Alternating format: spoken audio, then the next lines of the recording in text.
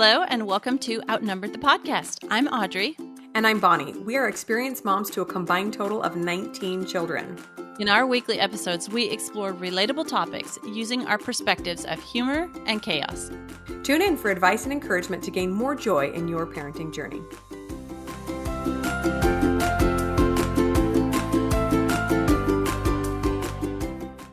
Hey guys, welcome back. This is episode number 24. Today we are tackling a little bit of a heavier topic, and that topic is loneliness in motherhood, specifically those times in our mothering career where we feel really alone, like no one understands what we're going through, like no one's ever done this before. And even though we know that's not true, it can be a really tricky thing. So before we get started and jump into this topic, I'm going to have Audrey start us off with a humor segment and a really awesome review. Go ahead, Audrey. Okay, so we got this really sweet review, and reviews, just to remind you guys, help us on iTunes because they help other people find the podcast. So it puts us higher on the search function in iTunes. So we really appreciate all your reviews.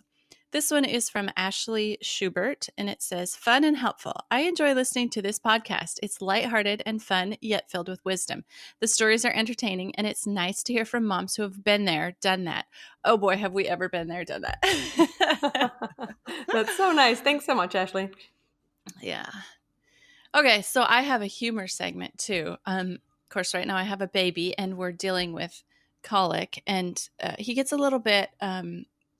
he spits up a lot if I get some sort of food that he doesn't agree with his little tummy or whatever. And so the kids, my 5-year-old and 7-year-old boys, 5-year-old and 8-year-old boys, they think it's super funny when he barfs on somebody, on one of their sisters especially. So he, the baby threw up, and the 5-year-old and this 8-year-old, I overhear this conversation. It says, the 5-year-old says, the baby barfed and it looked like a mustache on his face. And the 8-year-old goes, no, silly, it's not a mustache. It's on his chin. It's a beard, a barf beard. That's awesome. Well, we've had quite a few barf beards over here too. Poor children. All right, so today's topic on loneliness in motherhood. Even when you're surrounded by children, you wouldn't think that would be a lonely time. Like sometimes we joke about how we're getting touched out and we don't want even to be touched anymore by one more person for 5 minutes. But it's loneliness, and it's a real thing. And even as moms of 9 kids, we experience it, and we're talking about it today. Yeah, it does seem to surprise people who have never been in that instance, thinking, oh my gosh, you never have a moment's peace. How can you possibly be lonely? But I think we need to realize that our emotional needs go above and beyond just being surrounded by people. Like, have you ever been in a crowd and felt really lonely? You know, you could be literally touching 5 people at the same time. But emotionally, your emotional needs for connection are not being met. So that's what we're talking about.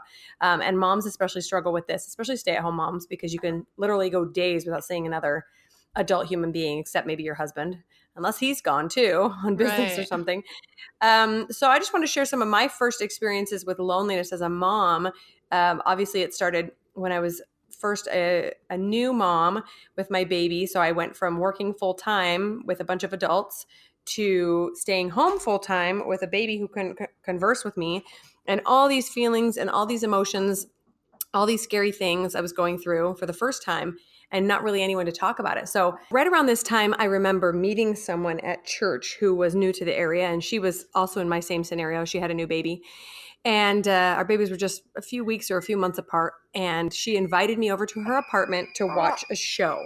And she had been binge watching Alias. I don't know if you ever saw that show with Jennifer Garner in it. And she just rented them from the library. And we would just sit around and watch episode after episode of the show and eat a bunch of ice cream. And I'm sure it didn't do much for my waistline, and I'm sure it didn't do much for my child's social interaction. It was just watching TV with me. But it was so nice to have another person going through the exact same thing who could connect with me on a level that I didn't really realize I was missing. So even though we weren't really being very productive with our time, it was just a fun time for me to look back on, because I really felt like someone understood me at a really lonely time. Right. I remember my first motherhood experiences too, and feeling super lonely. when I became a mother, we did not live near any family. And so we're in a new area, and making new friends takes time, or maybe it just takes me time. But it was quite lonely. We lived in a pretty remote area, and there wasn't very many people who lived there. And so when my husband picked up on this, one thing that he did was had me take after each baby, he would have me take a class, go down to the community college and just take a class. And it wasn't like for credit or anything. It was just like, mental health. And so he had me, let's see, one time I took a class on oil painting, and one time I took a class on Russian, just something completely different that wasn't, being a mom and raising kids. And then when after our first, we went and took a sign language class together. And so that was just, some things I did just to be around other people and that were adults, and kind of, for that combat that loneliness. And another thing I did was, I'm not sure this was exactly a productive behavior, but I spent a ton of time. We had a tiny little library in that town, and I probably read every book in that library. This was, pre-social media days. And I probably read every book in that library. And there were some really stupid ones, but whatever. I just read and read and read and read. Yeah, well, I still think reading books in a library is more productive than watching seven seasons of a spy thriller. Let me assure you, there were some really mindless books I read. Well, I love that you did something to both improve yourself and also get you out among other people. That's awesome. I also remember when I was pregnant, I think with my second, I went and took a photography class, and I loved that. And I met some really interesting people. And what's funny is now I remember that they were all shocked to know that I was pregnant with my second child. I don't know if they thought it was strange that I had two kids or that they were so close or so. I mean, they were 2 years apart. But anyway, I just remember thinking, really? I plan on having a bunch more, but I better not tell you guys that because you're going to kind of freak out. And the other experience I remember, loneliness in my first motherhood experience, was I was quite young when my dad was killed in a car accident. I was 24, and I was expecting 8 weeks pregnant with my second. And I remember, of course, grief took part in my feelings at that time. But I remember just feeling super, super lonely because there wasn't a lot of people that could relate to losing a parent very young in life like that. And then also all the loneliness that motherhood came with it. So I really felt isolated at that time too, because of, I think, the combination of both those experiences. Yeah. And we're going to talk a little bit more about why we get lonely as moms and a few other things. So, first of all, we all know that it happens. We're going to talk about why. We're going to talk about how to prevent it before we start feeling really lonely. We're also going to talk about what to do once the loneliness has settled in, how to eradicate it. And then finally, we're going to talk about how to reach out to other people around us who might feel that way so that we can, do our part in helping other moms that might be feeling a little lonely. Right. So we'll start with a why. And I was getting into this a little bit, but isolation is a big part of why we're lonely as mothers. It's part of that career change from, the change from being in a career to staying at home. And really, there's not a lot of rewards or in being a mother. Like, I'm speaking of rewards as in promotions at work, or praise from your coworkers, or a raise, monetary. There's not that kind of rewards in motherhood. Although, just a side note, if each of us got rewards for each child that we bore, you and I would be pretty flush right now. I'm just saying. It's not a Okay. terrible idea. Yeah, I should tell my husband I want to raise every time I have another kid, right? Good luck. Let me know how it goes. So then another part of the why we feel lonely is we're surrounded by small children with lots of needs.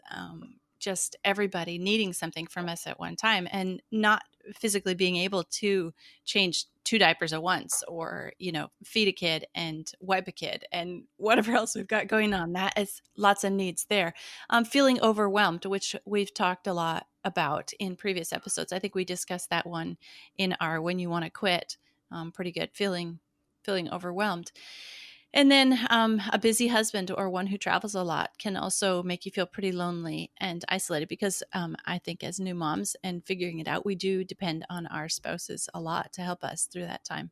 Yeah, agreed. That was some of the hardest times for me as a mom was when I was still had mostly young children, and then my husband would leave for a week or 10 days at a time, and I just remember thinking, I cannot do this. I feel so isolated, so alone, so much on my plate. Nobody understands, and my dang husband left me again.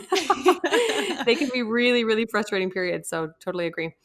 Also, that like you mentioned with your dad passing away, we can get really lonely after big life changes. So, we talked in episode 20 about survival times and how Yeah.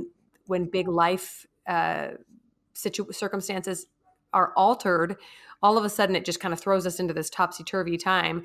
And loneliness can crop up there as well, specifically like for the reason that you mentioned, that you feel like nobody understands what you're going through. And while we all go through grief at times or feelings of overwhelm, it's very rare that people will go through your exact same situation at the exact same time. So yeah, that's a really good example of why we might feel lonely. Having a new baby can do that. Starting a new job, moving, that's huge, especially because you usually move to an area where you don't know anybody. So then, Right. more isolation. A radical change in your schedule, so like your husband starts working nights or something like that.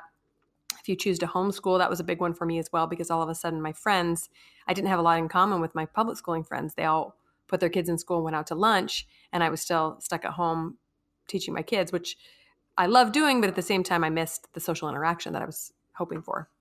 Oh yeah, exactly. Agree with that because even when you find other families that homeschool, no two families homeschool in the same way, and so that you can't like you don't have a homeschooling twin family somewhere, so that does add to the loneliness. Right, right. It's important to realize that every mother feels loneliness at one point or another. Even if you're surrounded, you've got a great group and support system and you're surrounded all day. Maybe it's in the evenings when, you go home and you're struggling to get dinner with a crying baby strapped to you. Maybe that's when the loneliness sets in. Um, it can be extra hard to combat if we're home with kids all day. And helps. One thing that causes us to feel loneliness is if we're doing something different from what our peers and family and friends are doing. I experience this a lot because the way that we chose to raise our family was a lot different than I had been raised, and I was kind of the oldest, like pioneering in the things that we were doing on my side of the family.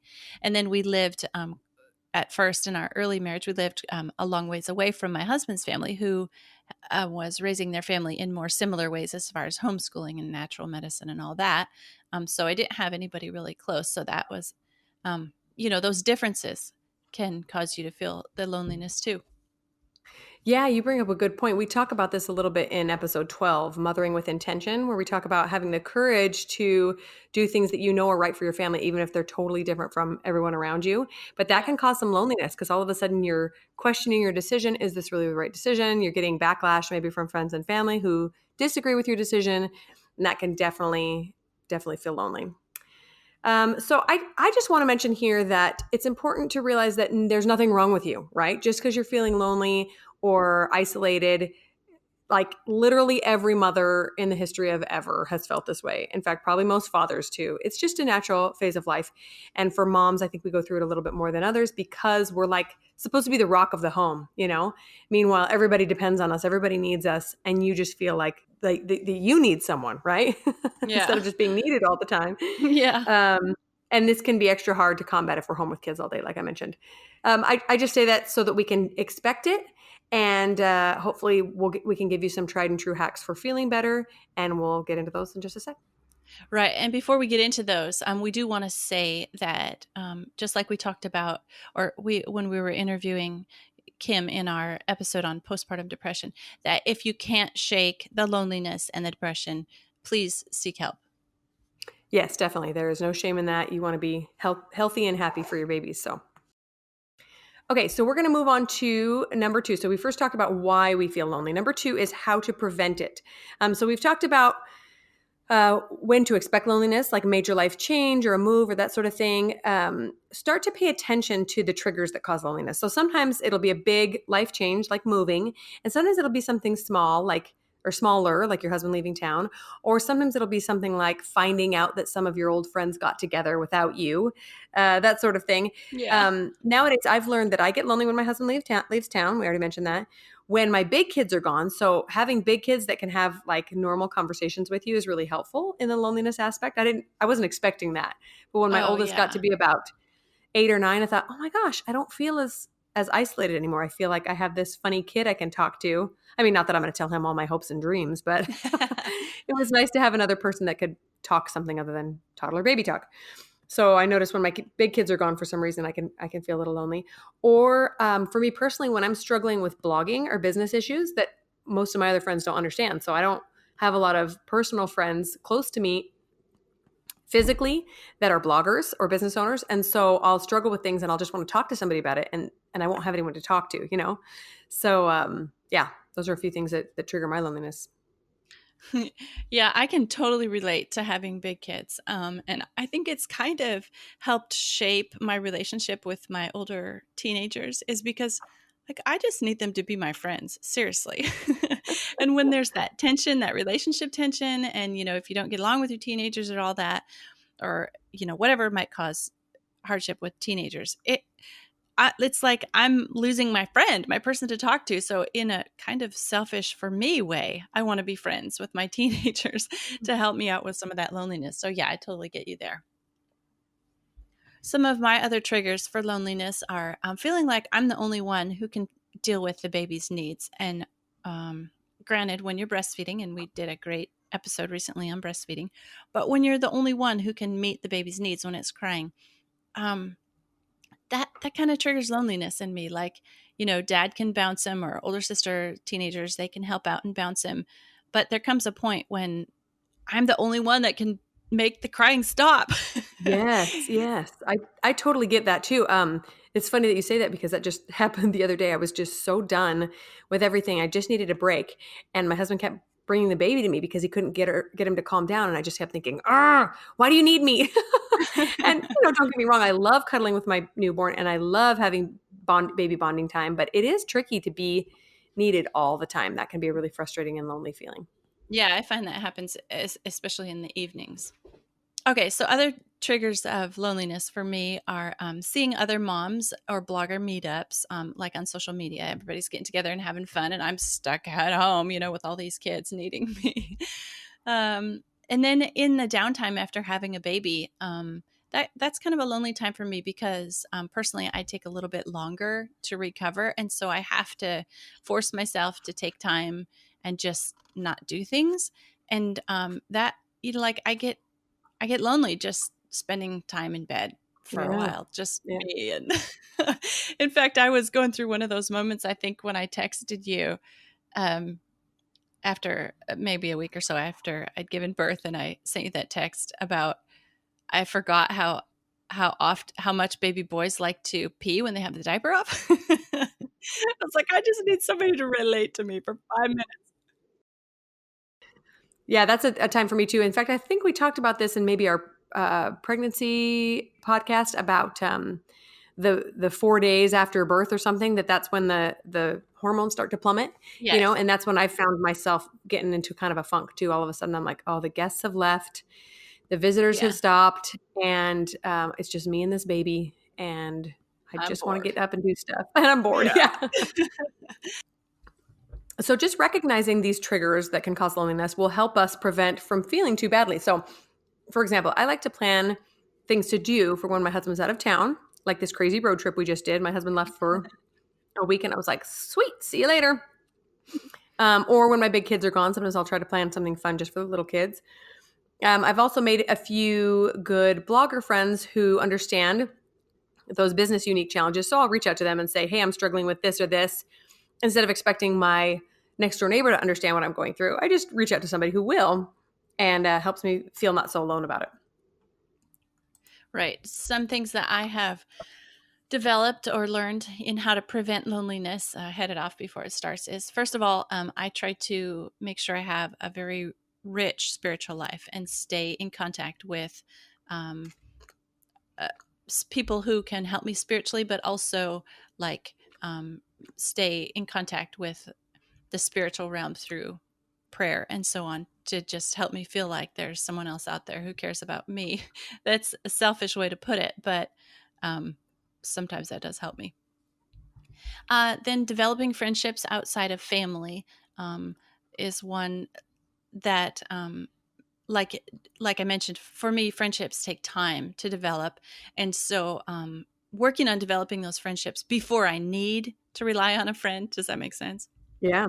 Instead of, I'm so lonely, who wants to be my friend? Yeah. And then getting a project started that takes mental time, like not necessarily physical time. But if I get really excited about a project and it's going to take me a lot of time to think about it or research it or explore it or just maybe physically I can't dedicate any more time to anything.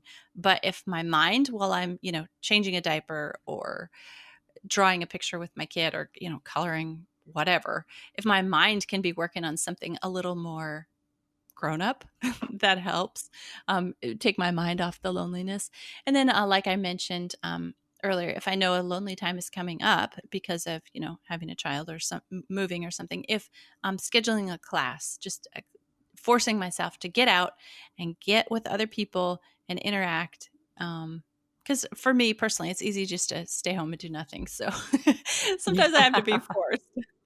Yeah, I love what you said about having a project that takes up your mental space, because in all honesty, most of motherhood is not very mentally challenging, right? Yeah. It's like laundry, cleaning, changing poopy pants. Even when you're doing one-on-one things with your kids, you're really just kind of there. Yeah. There's not a lot that takes. It's not like you're doing calculus with your kid. Maybe you are with your 18-year-old, but I'm not doing calculus yet. So, so it can be. I think that's part of the isolation feeling, part of the frustration of motherhood. Sometimes full-time motherhood is that there's nothing that really stretches your imagination. And so I've found myself doing the same thing. So one example for me is when I'm up in the middle of the night with the baby, I don't want to read a book. I'm too tired. I don't want to turn on the TV or wake up the baby. I'm lying there awake and thinking, you know, what if I did this with my business? What if I sewed this shirt? Or, I just like to start Yeah. exploring fun things that I could do in my future, or imagining possibilities. And I think that, just kind of a little mental escape. I really like that. I do that a lot too. Yeah.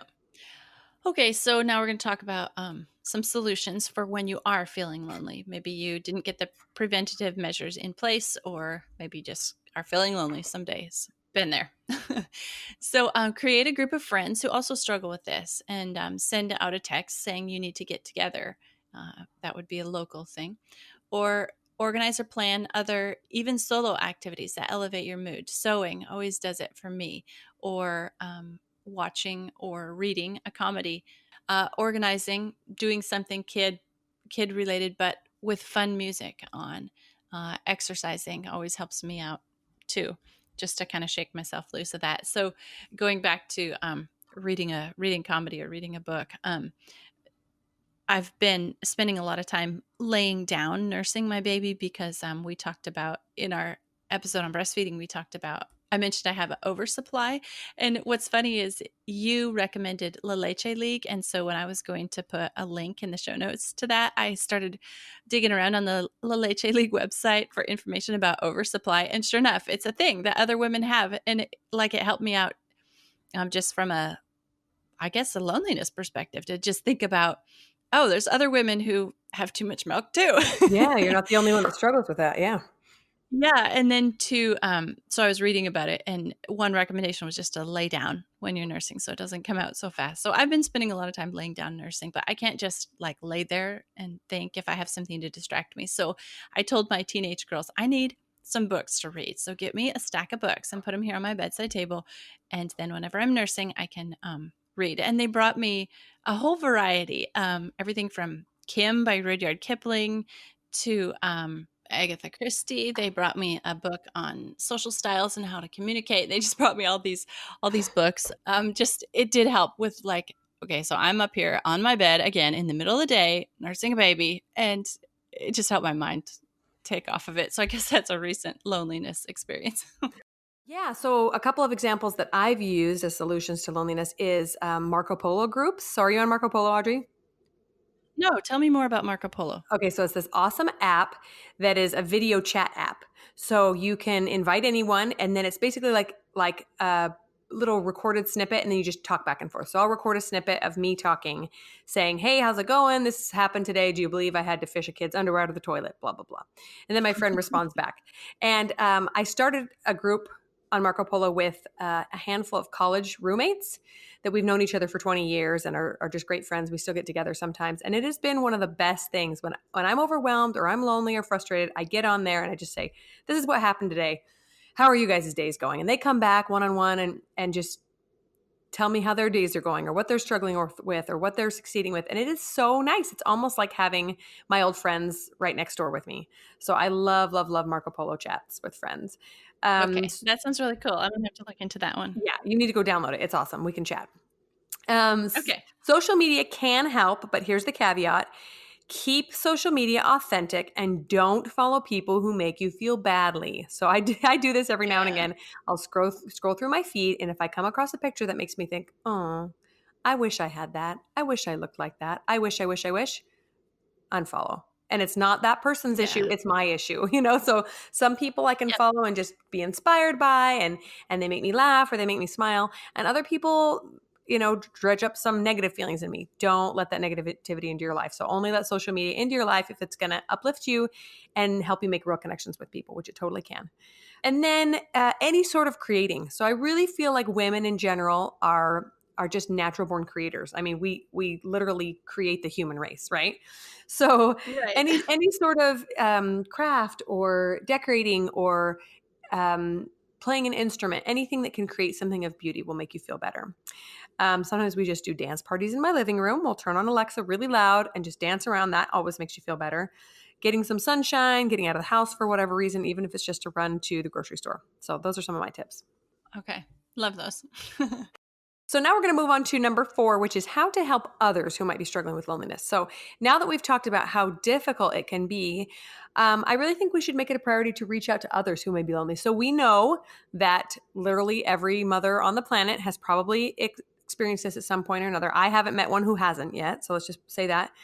But there are multiple ways that we can reach out to other people, even when we're feeling fine. And in fact, that's probably the best time too, right? When you're feeling great, you reach out and see if you can find someone who's feeling lonely.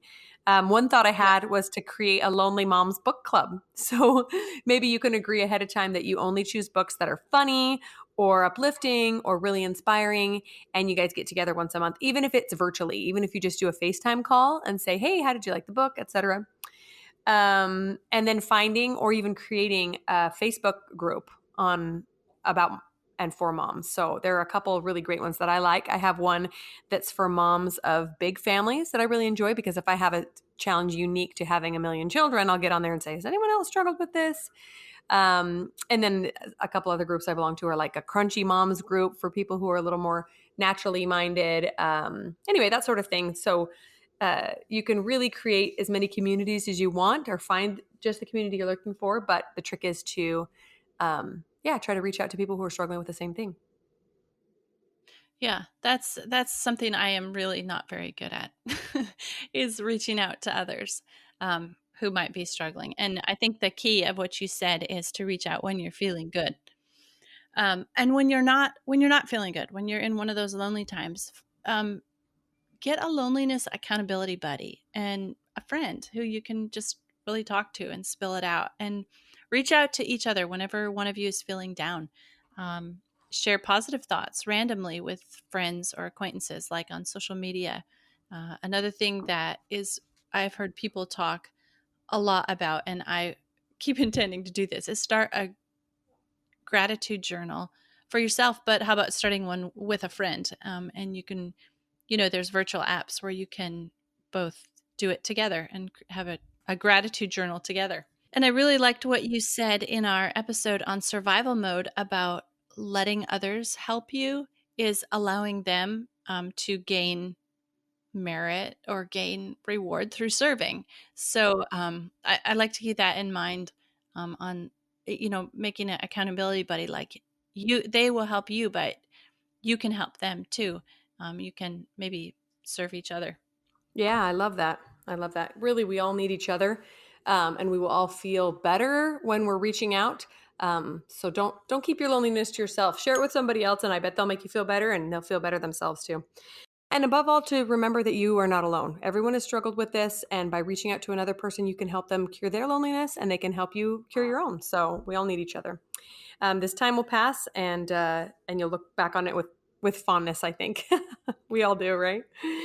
So one resource I wanted to share, and I just had this thought when you talked about creating a gratitude journal, is there's a service called Keepsake. It's spelled with a Q, Q-E-E-P-S-A-K-E, and we'll include Okay. a link in the show notes. But it's like a virtual journal, or even like a baby book.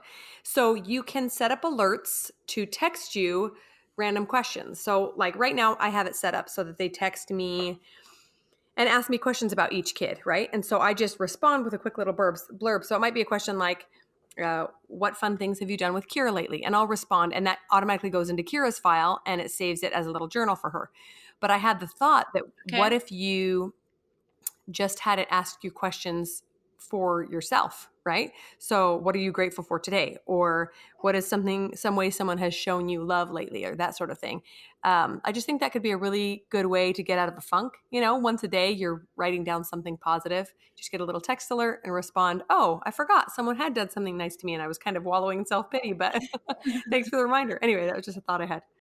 I had this is not like a resource that I can recommend, but it's like a little game you can play with yourself. And I heard about this on a podcast, but I'm sorry, I cannot remember which podcast I heard it from. So apologies. But if you choose a color and say that's your anti-loneliness color. So let's say hot pink. Okay, just for an example.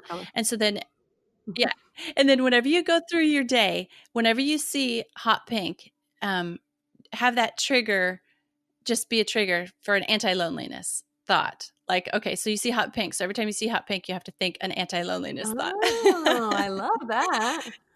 And it's but you can pick different colors to be different things. It might be called color therapy or something. I don't even remember, but it's kind of a fun little game you can play.